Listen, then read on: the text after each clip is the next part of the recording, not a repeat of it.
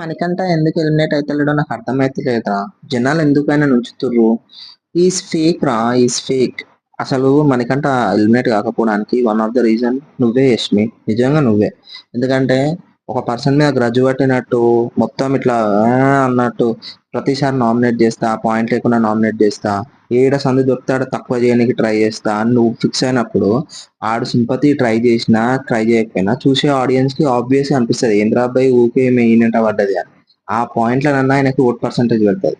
నీ వల్లనే ఆయనకున్న ఇప్పుడు ఎంత అయితే ఉన్నదో మణికంఠకి దాంట్లో కొంచెం నువ్వు కూడా ఒక ప్లస్ అన్నమాట ఆయన ఎదగడానికి.